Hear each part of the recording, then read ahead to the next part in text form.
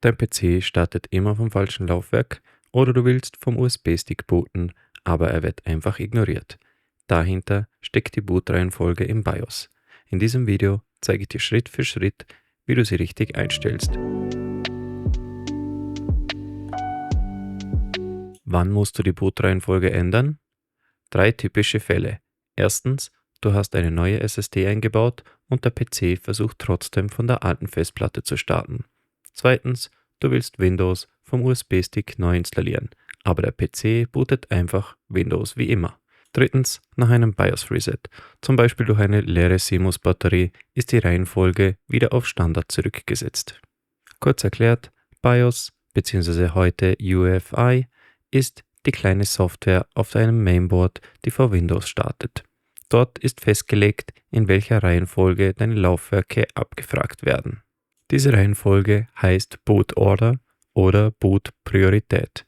Platz 1 wird zuerst versucht. Klappt das nicht, kommt Platz 2 und so weiter. Früher hieß es BIOS, heute UEFI oder UEFI. Die Einstellung ist dieselbe, sieht nur moderner aus.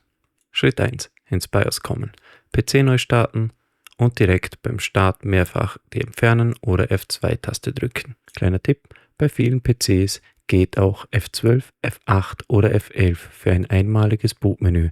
Damit bootest du nur dieses eine Mal vom USB, ohne die Reihenfolge dauerhaft zu ändern. Schritt 2. Bootbereich finden.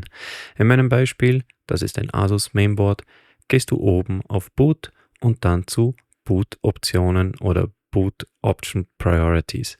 Dort siehst du Boot-Option 1, 2, 3. Hier steht zum Beispiel Windows Boot Manager, deine SSD und ein USB-Stick. Schritt 3. Reihenfolge ändern. Du kannst entweder mit den Tasten Plus und Minus die Priorität ändern oder bei neueren UEFI-Oberflächen einfach per Maus Drag and Drop das gewünschte Laufwerk auf Platz 1 ziehen. Willst du vom USB-Stick installieren? Ziehe USB oder den Namen deines Sticks auf Position 1. Willst du dauerhaft von deiner neuen SSD starten? Setze diese auf Platz 1. Schritt 4. Speichern. Drücke F10, bestätige mit Yes oder geh oben bis auf Exit und Save Changes, also speichern und beenden. Der PC startet neu und bootet jetzt vom richtigen Laufwerk. Die Bootreihenfolge wird bei jedem Hersteller etwas anders angezeigt. Hier sind ein paar Beispiele, wie es bei euch aussehen könnte. Teste nach dem Speichern, ob dein PC wie gewünscht startet. Startet er nicht mehr, einfach wieder ins BIOS und die Reihenfolge zurücksetzen.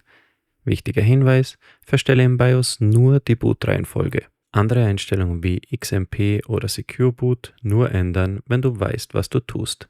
Und wie immer, alle Änderungen erfolgen auf eigene Gefahr. Ich kann leider keine Verantwortung für eventuelle Schäden übernehmen.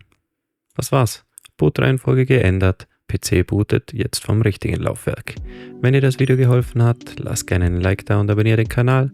Schreib mir gerne in die Kommentare, bei welchem Hersteller du die Einstellung gesucht hast. Danke fürs Zuschauen und bis zum nächsten Mal. Tschüss.